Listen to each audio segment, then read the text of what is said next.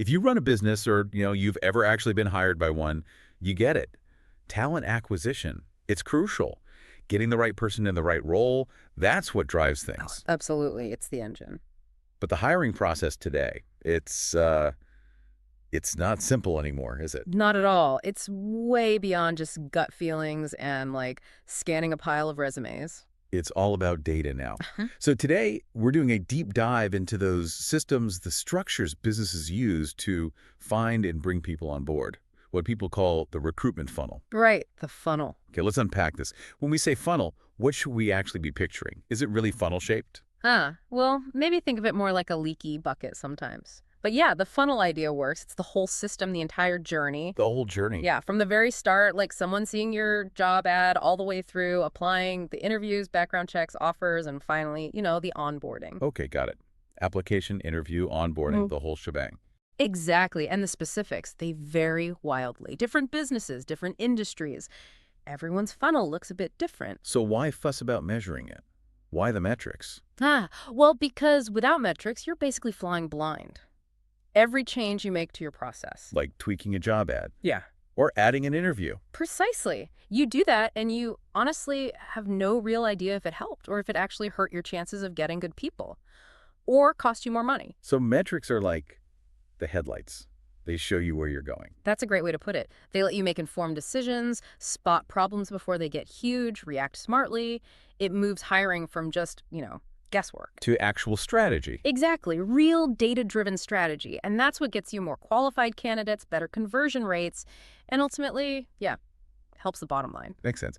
Okay, let's jump into the metrics themselves, starting with the ones that track immediate efficiency, time and money. The efficiency metrics, good place to start. First one, cost per hire.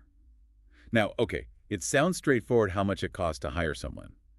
But what's the deeper story here? What else does this metric tell us? Well, the real value isn't just knowing that final number, say, $5,000 per hire. It's understanding what makes up that number and tracking how it changes. What do you mean? What's usually included? Often, people focus on the external costs, right? Job board ads, maybe recruiter fees if you use an agency. Obvious stuff. Okay. But the hidden danger, the thing this metric really shines a light on, is the internal cost. The time your own team is spending. So the time my managers spend in interviews, for example. Exactly. Or your HR team screening applications. If you decide to scale up hiring quickly, maybe your ad spend stays the same, but suddenly your expensive managers are spending double the time interviewing. Right. Or maybe you're paying for like an old software system, an applicant tracking system that isn't efficient, and that bumps up the cost. Precisely. That CPH number suddenly jumps. So tracking cost per hire lets you see if a change you made, like adding another interview round, actually made your process less efficient and more expensive. So it's not just an expense line item. It's really a check on your system's health. If you expand your funnel, trying to hire more people, but your cost per hire doubles. Then you've potentially built a machine that's eating into the very profits you hoped those new hires would generate. You've undermined your own goal. Okay, wow. So you need to make sure expansion doesn't kill your efficiency. It's a balance. It's a check and balance, absolutely. Keeps you from overextending in a way that hurts financially. Got it. Okay, let's move to the second efficiency metric. Time to hire. This one feels really intuitive. High time to hire means an empty desk for longer, but why does it cost the business more than just, the empty desk? Oh, it's a major drain. Every single day that role stays unfilled, a few things are happening. One, the work isn't getting done, so you're potentially losing revenue or productivity. Right, the direct impact of the vacancy. But also, two, you are actively spending money during that time. You're paying for ongoing advertising, maybe boosting the ads. And crucially, you're paying your recruitment team or HR folks for the time they keep spending trying to fill that same role.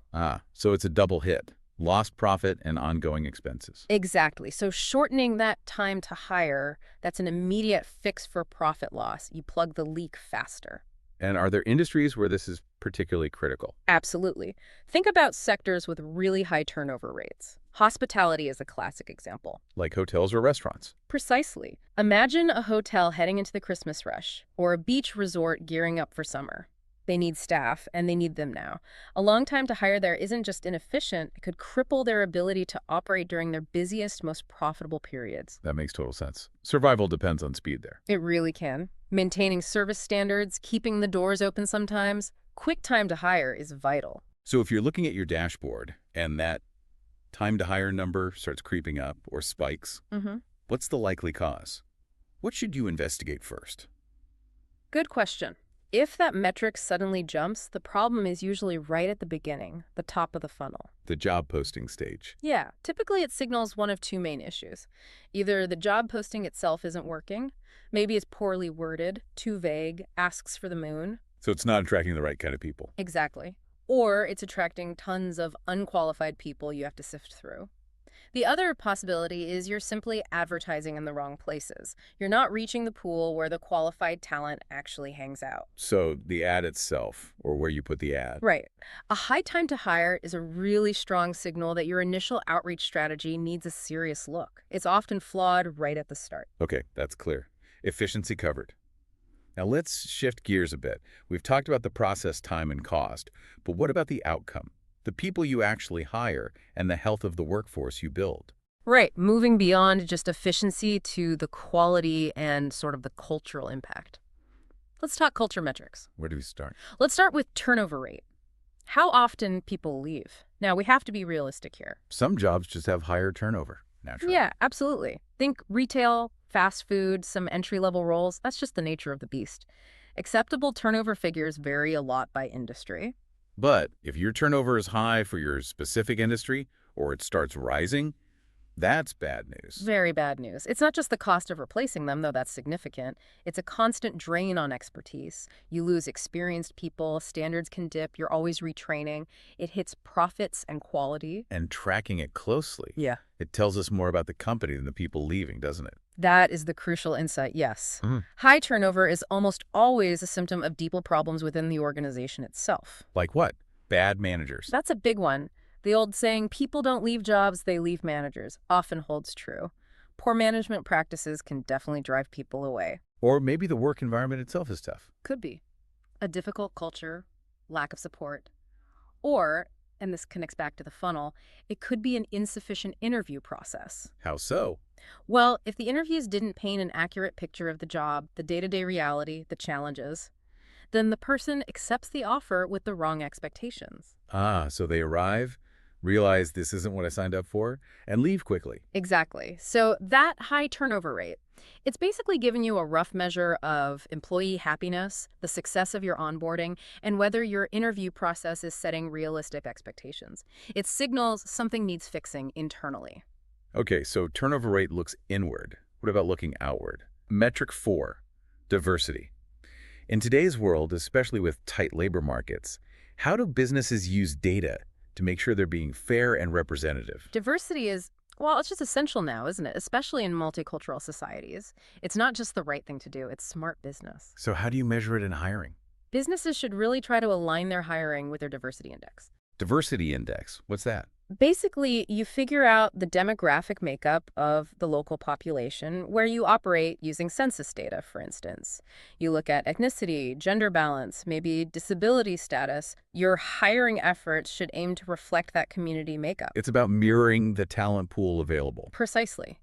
It's not about arbitrary quotas. It's about ensuring your recruitment process isn't inadvertently screening out entire groups and that your workplace reflects the society it serves.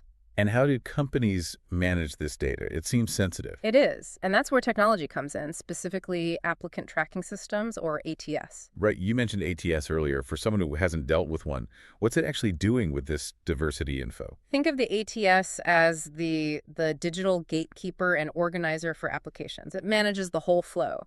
But crucially, it can also collect diversity information voluntarily from applicants' gender, ethnicity, etc. Voluntarily. Yeah, usually self-reported.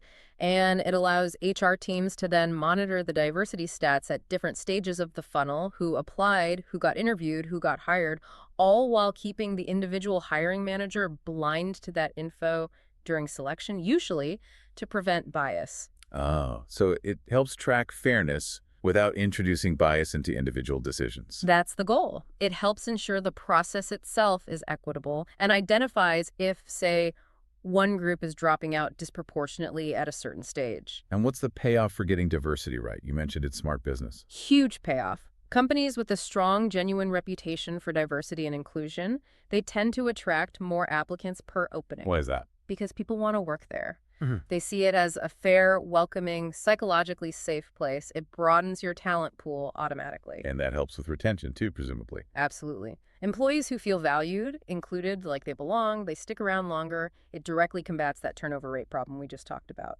In a competitive market, being seen as an employer of choice for everyone is a massive strategic plus. That's a powerful link. Doing good becomes doing well. Okay, last metric. The input metric. Applicants per opening. Yep, number 5. This one seems pretty simple on the surface. More applicants means your job ad is popular, right? More is better. Well, yes and no. It definitely measures how effective your job posting is at attracting attention. How good is your marketing, basically? But I sense a but coming. Yes. But here's the crucial caution. This metric can easily become what we call a vanity metric. Vanity metric, meaning it looks good but doesn't really matter. Or worse, it can actively mislead you. Businesses must resist the temptation to focus only on the sheer quantity of applicants. The real goal has to be attracting quality potential candidates. Why is just chasing the number getting more applicants so risky? Because if your main goal becomes get more applications, it can subconsciously or even consciously tempt hiring managers to lower the bar. Lower the standards for who gets an interview or even who gets hired. Exactly. Just to process more people, make the applicants per opening number look impressive, maybe hit a target. You push people through the funnel faster. And a downstream effect of that is Disaster, potentially. You end up hiring people who aren't truly qualified, or they aren't a good fit for the team culture. And what happens then? they underperform or they leave quickly, pushing up your turnover rate. Bingo. You've just created a new problem or worsened an existing one further down the line. Quality control issues, dissatisfaction, more costs, all because you chased a simple input number without considering the quality aspect. So the data needs balance. You want effective posting, yes, but attracting the right people, not just any people. That's the tightrope you have to walk. Measure the reach, but always, always filter for quality. Okay, wow. So we've covered 5 key metrics: cost per hire, time to hire, turnover rate, diversity, and applicants per opening. We've got all this data. What does it all mean together? How does someone listening use this to actually make things better, create an actionable plan? It's about diagnosing where the leak is in your funnel or where the blockages are. You need to synthesize the data. Okay, give us an All example. right. Let's say your data shows really high turnover rates, and maybe your diversity metrics are also lagging behind your local benchmarks. What does that tell you? Based on what we discussed, problems inside, Correct. culture, management. Exactly. That's a clear, unambiguous signal. Your priority isn't tweaking job ads, it's investing time and resources in your business culture. Meaning what specifically? Meaning looking at manager training, maybe doing employee surveys to understand the work environment, making sure it's genuinely inclusive, and critically, revisiting that interview process. Are you setting clear, honest expectations? That's your action plan. Fix the inside first. Okay, scenario 2. What if the culture metrics look okay, but your cost per hire and time to hire are just way too high? They're spiraling. Okay. That points towards funnel efficiency. The process itself is likely clogged or wasteful. So the action plan there is Streamline. Look for bottlenecks. Are there too many interview stages? Is approval taking too long? Are you spending money on advertising channels that just aren't delivering qualified candidates? You need to cut the waste. and reassess where you're advertising to hit that qualified pool faster. Absolutely. Maybe you need to invest in different job boards or focus more on employee referrals or improve your employer branding to attract people directly. It's about making the mechanics of the funnel work better, faster, and cheaper. So it really moves talent acquisition from just filling roles to being a strategic, measurable part of the business. That's the whole point. You stop guessing, you use the data to get an accurate picture, pinpoint the real problems in your pipeline, and make targeted improvements. Turn the guesswork into optimization. I like it. That's the goal. This has been incredibly insightful. We've covered the core 5. Is there anything else, maybe a final thought for listeners who want to go even deeper? Yeah, definitely. While these 5 give you a really solid foundation, if you're comfortable with them and hungry for more detail, especially around conversion points, What should they look at next? I'd suggest tracking 2 related metrics: offer acceptance rate and application completion rate. Offer acceptance rate. So how many people say yes when you offer them the job? Exactly. If that rate is low, it might mean your offers aren't competitive enough, salary, benefits, whatever. Or maybe the candidate experience during the process was poor. It's a crucial conversion point. and application completion rate. That tells you how many people start your online application versus how many actually finish and submit it. If lots of people are dropping off midway, Your application form is probably too long or too complicated. precisely, it's a hidden bottleneck right at the start. Fixing that can significantly increase your qualified applicant pool without spending more on advertising. So yeah, those two offer a much deeper look into specific friction points. Fantastic. More data points for our listeners to potentially explore. This has been a great deep dive into making recruitment data actionable. Thanks so much. My pleasure. It's a critical area for any business.